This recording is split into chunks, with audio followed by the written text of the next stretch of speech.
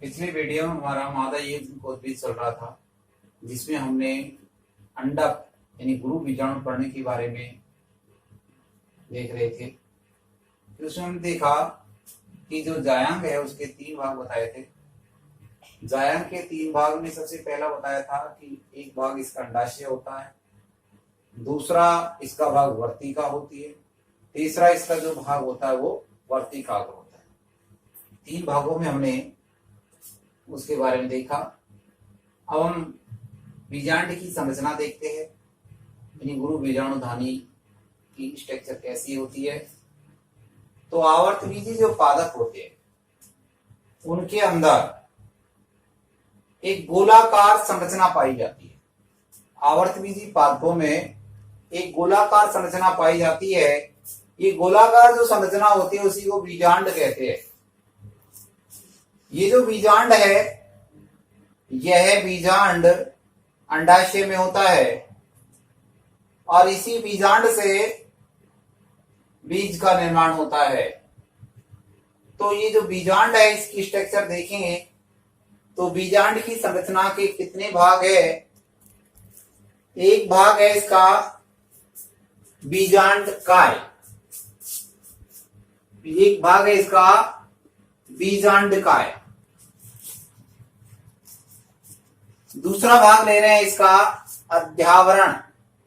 ये अध्यावरण है जिसमें एक बाह्य अध्यावरण है और एक अंत अध्यावरण है। इसके बाद अगला भाग ले रहे हैं इसका बीजांड द्वार, बीजांड द्वार। तीसरा भाग है इसका बीजांड द्वार। चौथा भाग है बीजांड द्वार के ठीक विपरीत होता है, जिसको निभाग कहते हैं। निभाग है बीजांड का मुख्य जो भाग होता है उसको हमें भ्रूण कोश कहते हैं, उसको भ्रूण कोश कहते हैं। तो ये भ्रूण कोश है।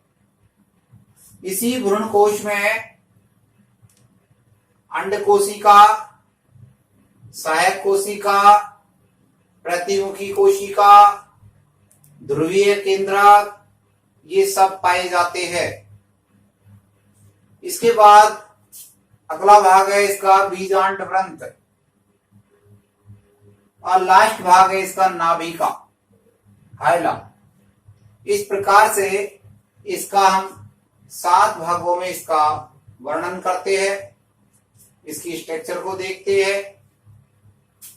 तो सबसे पहला जो भाग लेते हैं जिसका नाम है बीजांड काय।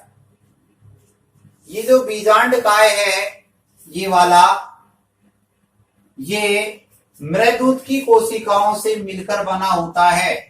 किस प्रकार की कोशिकाओं से? मृदूत की, मृदूत की। यह मृदूत की कोशिकाओं से मिलकर बना होता है।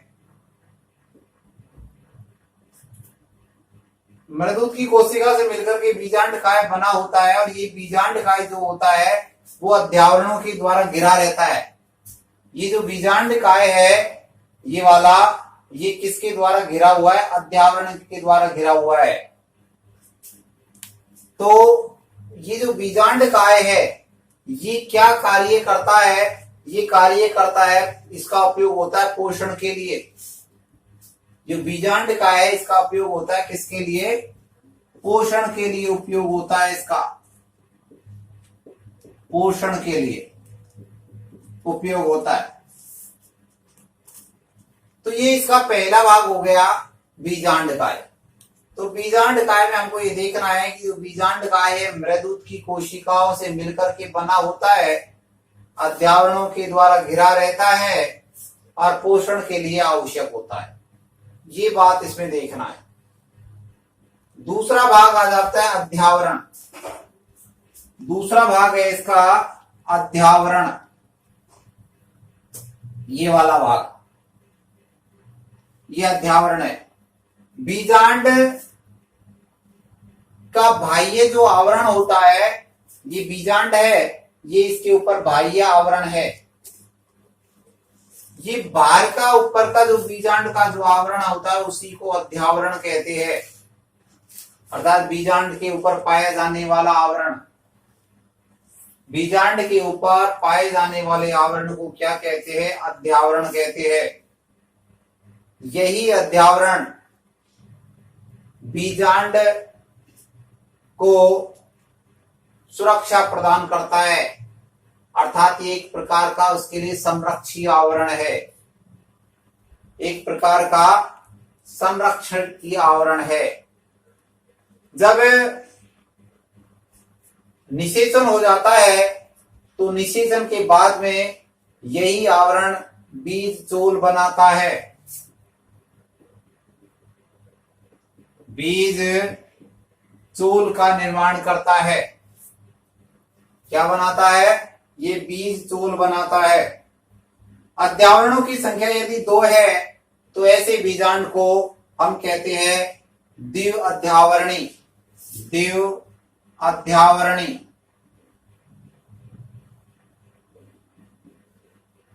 द्विव अध्यावरणी कहते हैं।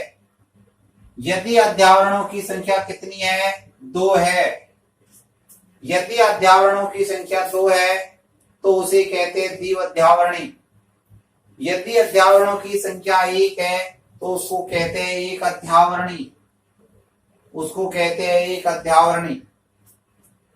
और यदि उसके ऊपर एक भी अध्यावरण यदि नहीं है, अर्थात बीजांड के ऊपर यदि अध्यावरण अनुपस्थित है, तो ऐसे बीजांड को हम क्या कहते हैं? आवरण अध्यावरण रहित। उसको कहते हैं अध्यावरण रहित।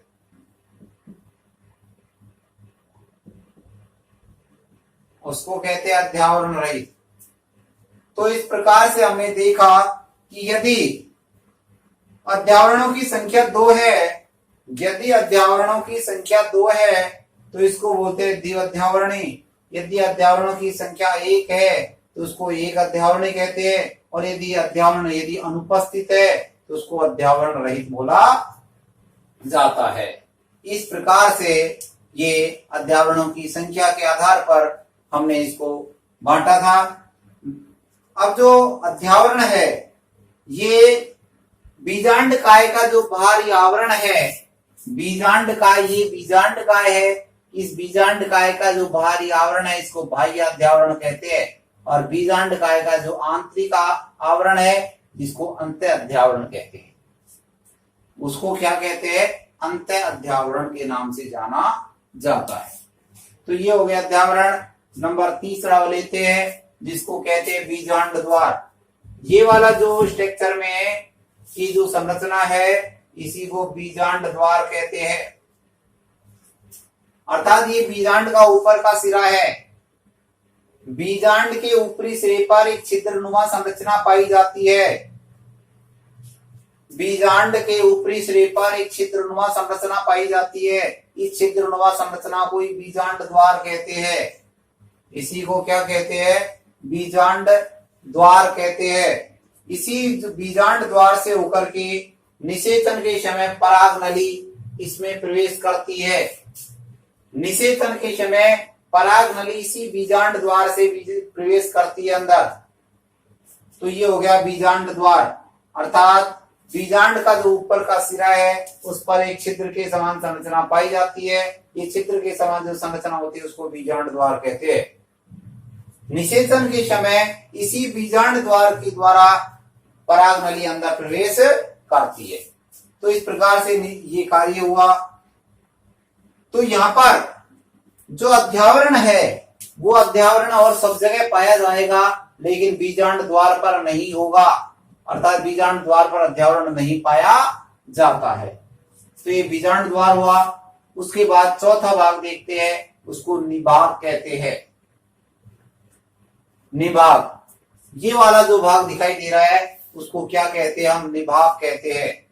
निभाग के नाम से उसको जानते हैं। अर्थात ये कह सकते हैं कि जो बीजांड द्वार है, भाई ये तो क्या है? बीजांड द्वार।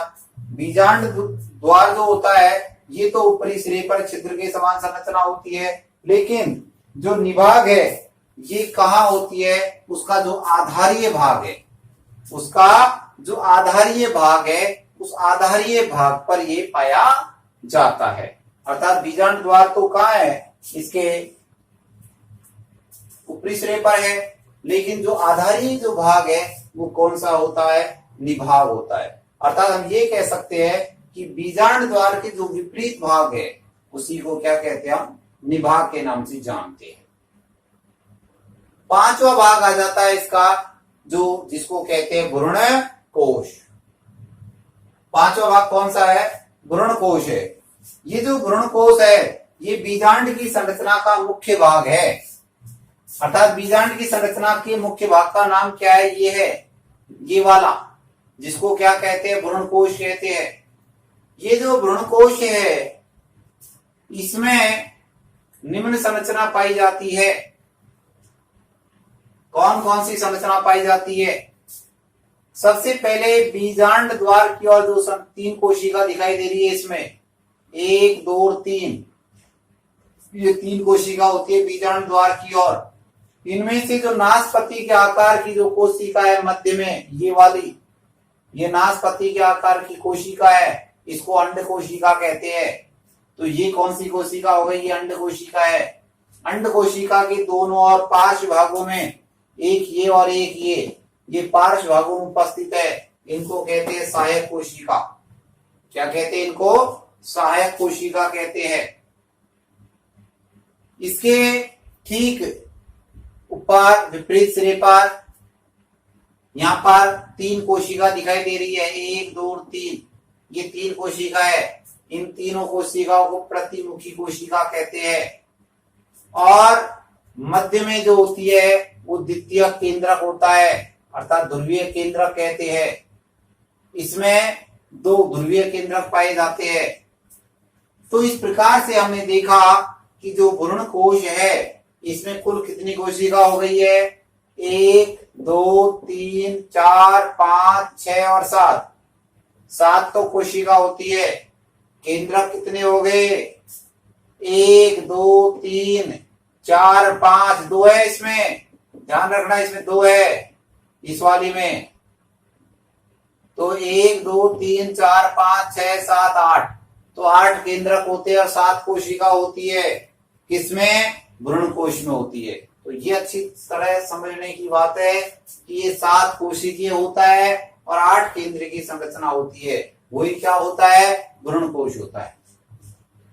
छठे नंबर का जो भाग है उसको बीजांड व्रंत कहते हैं। ये वाली संरचना, इस वाली संरचना को, इस वाली जो संरचना है इसको क्या कहते हैं? बीजांड व्रंत के नाम से जानते हैं। जो बीजांड व्रंत है ये बीजांड के बाहरी आवरण को क्या कहते हैं? अध्यावरण कहता है कि बीजांड का जो बाहरी आवरण है उसको क्या कहते हैं? उसको तो कहते हैं अध्यावरण। यही तो है अध्यावरण। तो ये बाहरी आवरण है बीजांड का। क्या है ये बाहरी आवरण है। और ये जो बीजांड है एक व्रंत जैसी संरचना के द्वारा, ये बीजांड एक व्रंत जैसी संरचना के द्वारा क्या होता है? ये अपरा से जुड़ा रहता है। इसी को क्या कहते हैं? डंठलनुमा जो संरचना होती है उसी को क्या कहते हैं? बीजांड व्रंत कहते हैं। तो ये क्या है? ये बीजांड व्रंत है। लास्ट में जो भाग है ये वाला है जिसको नाभिका यानी हाइलम के नाम से जानते हैं। क्या कहते हैं इसको? नाभिका, यानी कि क्या है? ये हाइलम है। बीजांड व्रंत जिस स्थल पर बीजांड से जुड़ता है, बीजांड व्रंत जिस स्थल पर बीजांड से जुड़ता है उस भाग को क्या कहते हैं? नाभिका कहते हैं, यानी हाइलम के नाम से इसको जाना जाता है। इस प्रकार से हमने बीजांड की संरचना के मुख्य रूप से 7 भाग देखे। पहला भाग बीजांड का है, दूसरा भाग अध्यावरण, तीसरा भाग बीजांड द्वार, चौथा भाग निभाग, पांचवा भाग भ्रूणकोश, छठा भाग बीजांड व्रंत और 7वां भाग इसका है नाभिका। तो इस प्रकार से बीजांड की संरचना के 7 भाग होते हैं। तो सबसे पहला भाग लेते हम बीजांड का है। बीजांड की संरचना का पहला भाग देखते हैं हम बीजांड का है। ये पहला भाग है बीजांड का है, यानी जो बीजांड का ये वाला जो भाग है ये मृदुत की कोशिका से मिलकर के बना होता है। कौन सी कोशिका से? मृदुत की कोशिकाओं से बना होता है। और ये किसके द्वारा घिरा रहता है? ये अध्यावरणों के द्वारा घिरा हुआ होता है, जिनको बाह्य और अंतर्ध्यावरण कहते हैं। तो यह अध्यावरणों के द्वारा घिरा होता है। इसका उपयोग प्राय पोषण के लिए किया जाता है। किस लिए? पोषण के लिए। तो हमने ये देखा मृदुत की कोशिकाओं से तो ये बना होता है, अध्यावरणों के द्वारा घिरा होता है, पोषण के लिए उपयोगी। दूसरा भाग है इसका अध्यावरण, यानी ये वाले भाग, ये अध्यावरण ही है, ये वाले, ये अध्यावरण है। तो बीजांड का जो बाहरी जो आवरण है, बीजांड का ये बाहरी आवरण है, इसको बीजांड का जो बाह्य आवरण है इसी को अध्यावरण कहते हैं। ये जो बीजांड का भाग है अध्यावरण वाला, ये क्या कार्य करता है? ये संरक्षी आवरण है, अर्थात ये सुरक्षा करने का काम करता है। और निषेचन के बाद ये क्या बनाता है? ये बीज चोल बनाता है, ये वाला भाग। बीजांड काय के बाहरी आवरण को क्या कहते हैं? बाह्य अध्यावरण। ये बाहरी आवरण है, इसको बाह्य अध्यावरण कहते हैं। और ये आंतरिक आवरण जिसको अंत अध्यावरण कहते हैं। तो आवरण हो गए दो, एक बाह्य अध्यावरण हो गया और एक अंत अध्यावरण हो गया। बाहरी आवरण को बाह्य अध्यावरण कहते हैं और आंतरिक आवरण को अंत अध्यावरण कहते हैं। यदि अध्यावरणों की संख्या 2 है तो इसको द्विअध्यावरणी कहते हैं। इसको क्या कहते हैं? द्विअध्यावरणी।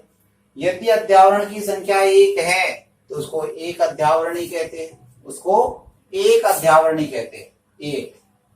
और यदि अध्यावरण एक भी नहीं है तो इसको क्या बोलते हैं? अध्यावरण रहित बोलेंगे, उसको अध्यावरण रहित कहेंगे। तो इस प्रकार से बीजांड का बाह्य आवरण है वही अध्यावरण कहलाया। तीसरा भाग लेते हैं इसका बीजांड द्वार। तीसरा भाग ये रहा, जिसको कहते हैं बीजांड द्वार। बीजांड का जो ऊपर का सिरा है ये वाला, इस ऊपर के सिरे पर एक छिद्र के समान संरचना होती है। ये छिद्र के समान जो संरचना, इसी को हम क्या कहते हैं? बीजांड द्वार कहते हैं।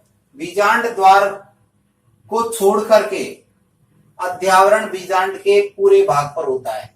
केवल इस वाले भाग को छोड़ना है, इस भाग पर नहीं होता है अध्यावरण, बाकी सारे भाग पर होता है। और निषेचन के समय जो पराग नली है वो इसी भाग से प्रवेश करती है। कौन से भाग से? बीजांड द्वार से प्रवेश करती है। चौथा भाग आता है इसका निभाग, ये वाला भाग, यानी ये बीजांड काय का आधारीय भाग है। ये वाला निभाग जो है बीजांड काय का आधारीय भाग है, अर्थात ये बीजांड द्वार के ठीक विपरीत है। बीजांड द्वार तो ये रहा, निभाग यहाँ पर है, तो ये क्या है? ठीक उसके विपरीत भाग है। तो विपरीत भाग हो गया। तो इस प्रकार से ये चौथा भाग हो गया निभाग। पांचवा भाग हम देखते हैं, इसका जो पांचवा भाग है उसको कहते हैं भ्रूण कोश। तो पांचवा भाग लेते हैं हम। बीजांड की संरचना का जो पांचवा भाग है वो है भ्रूण कोश, ये वाला भाग। ये वाला जो भाग है इसी को भ्रूण कोश कहते हैं। ये बीजांड की संरचना का मुख्य भाग है, अर्थात बीजांड की संरचना, ये बीजांड की मुख्य संरचना है जो किसके द्वारा घिरी हुई है? बीजांड काय के द्वारा घिरी हुई है। ये बीजांड काय के द्वारा घिरी हुई है। ये जो संरचना है ये बीजांड द्वार के पास में स्थित है। ये बीजांड द्वार है, बीजांड द्वार के पास में स्थित है। भ्रूणकोश में निम्न संरचना होती है, 3 संरचना पाई जाती है भ्रूणकोश में। एक तो ये वाली संरचना जिसको अंड समुच्चय कहते हैं या अंड उपकरण कहते हैं। एक ये वाली संरचना जिसको द्वितीय केंद्र कहते हैं, ध्रुवीय केंद्रक। और ये वाली संरचना जिसको प्रतिमुखी कोशिका कहते हैं। तो 3 संरचना होती है इसमें। पहली जो है उसका नाम है ये वाला, जिसको कहते हैं अंड समुच्चय अंड उपकरण। ये बीजांड द्वार के पास में होता है। 3 कोशिकाओं का समूह है ये 3 कोशिका है, 1 2 3। इनमें से ये कोशिका जो है बीच वाली, ये नाशपति के आकार की होती है। ये वाली कोशिका, ये नाशपति के आकार की जो कोशिका है जिसको अंड कोशिका कहते हैं। तो बीच की जो कोशिका है यही अंड कोशिका है। इसके दोनों और ये कोशिका, ये पार्श्व कोशिका है इसके साइड में पाई जाने वाली, ये वाली जिनको सहायक कोशिका कहते हैं। तो 2 तो हो गई इसमें सहायक कोशिका और 1 हो गई इसमें अंड कोशिका। इस प्रकार से तीनों कोशिका मिलकर के अंड समुच्चय बनाती है, जिसको अंड उपकरण भी कहते हैं। इसके बाद दूसरा भाग ये है इसका, जिसको कहते हैं द्वितीय केंद्रक। यह भ्रूणकोश के बीच में होता है। ये द्विगुणित द्वितीय केंद्रक होता है, द्विगुणित द्वितीय केंद्रक होता है। ये 2 केंद्रक है इसमें। तीसरा भाग ये वाला है, जिसको प्रतिमुखी कोशिका कहते हैं। ये बीजांड द्वार के ठीक विपरीत भाग पर है। बीजांड द्वार ये है और इसके ठीक विपरीत भाग पर है ये प्रतिमुखी कोशिका, ये भी 3 कोशिका होती है। इस प्रकार से इसमें कुल मिलाकर के 7 कोशिकीय हो गया ये। 1 3 तो ये और 3 ऊपर और 1 बीच में, 7 कोशिकीय हो गया ये। छठा जो भाग है जिसको बीजांड व्रंत कहते हैं, ये वाला भाग बीजांड व्रंत है। बीजांड एक व्रंत के द्वारा अंडाशय के बीजांडासन भाग से जुड़ा रहता है। एक डंठल की समान स्ट्रक्चर होती है जिसके द्वारा ये अंडाशय के बीजांड से जुड़ा हुआ था, बीजांडासन भाग से जुड़ा रहता है, उसी को बीजांड व्रंत कहते हैं। और ये वाला जो भाग है इसको नाभिका या हाइलम कहते हैं। बीजांड व्रंत जिस स्तर पर बीजांड से जुड़ा रहता है, बीजांड व्रंत जिस जगह पर बीजांड से जुड़ा होता है उसी का नाम क्या है, नाभिका है, उसी को कहते हैं हाइलम। इस प्रकार हमने ये देखा कि जो भ्रूणकोश है वो भ्रूणकोश कितना कोशिकीय है, भ्रूणकोश 7 कोशिकीय है। कितना? 7 कोशिकीय। भ्रूणकोश कितना? 7 कोशिकीय प्लस 8 केंद्रकीय, प्लस 8 केंद्रकीय। 7 कोशिकीय और 8 केंद्रकीय संरचना है। संरचना जिसी का नाम क्या है, भ्रूणकोश। ये भ्रूणकोश है, ये भ्रूणकोश है। तो ध्यान में रख लेना कि इस कोशिका तो तुमने गिन ली है कि 7 ही है, लेकिन 8 केंद्रक कहां कहां हो जाएंगे। एक केंद्रक, दूसरा केंद्रक, ये तीसरा केंद्रक, इसमें 2 केंद्रक है, चौथा, 5वां, 6वां, 7वां, 8वां, इस प्रकार से 8 केंद्रक है। तो इस प्रकार से हमने जो गुरु बीजाणुधानी है अर्थात बीजांड है उसकी संरचना पढ़ी। इसके मुख्य रूप से कितने भाग देखे हमने? 7 भाग देखे थे। 7 भाग में सबसे पहला भाग कौन सा लिया था, जिसको बीजांडकाय कहते हैं। वापस एक बार रिपीट कर लेते हैं। पहला भाग बीजांडकाय देखा था, दूसरा भाग इसका अध्यावरण था। दूसरा भाग कौन सा लिया था? इसका अध्यावरण लिया था। तीसरा भाग कौन सा लिया था? बीजांड द्वार लिया था, ये वाला, ये बीजांड द्वार है। इसके बाद चौथा भाग हमने कौन सा लिया था? ये वाला भाग लिया था जिसको निभाग कहते हैं। 5वां भाग हमने ये वाला लिया था जिसको भ्रूणकोश कहते हैं। भ्रूणकोश में 3 प्रकार की संरचना देखी थी। ये एक तो ये वाली देखी थी जिसको अंड समुच्चय कहते हैं, बीच में है उसको द्वितीय केंद्र कहते हैं, और बीजांड द्वार के ठीक विपरीत होती है उसको प्रतिमुखी कोशिका कहते हैं। तो ये 3 संरचना हमने अंड उसमें देखी थी भ्रूणकोश में। छठा भाग हमने लिया था बीजांड व्रंत, अर्थात बीजांड एक व्रंत के द्वारा अंडाशय के बीजांडासन भाग से जुड़ा रहता है। और लास्ट 7वां भाग हमने लिया था नाभिका। तो ये वाला जो भाग है बीजांड व्रंत जिस स्थल पर बीजांड से जुड़ता है उसी का नाम क्या है? नाभिका है। इस प्रकार से हमने बीजांड की संरचना का अध्ययन किया। ये बीजांड की संरचना का अध्ययन हमने बीजाणुधानी का अध्ययन किया है।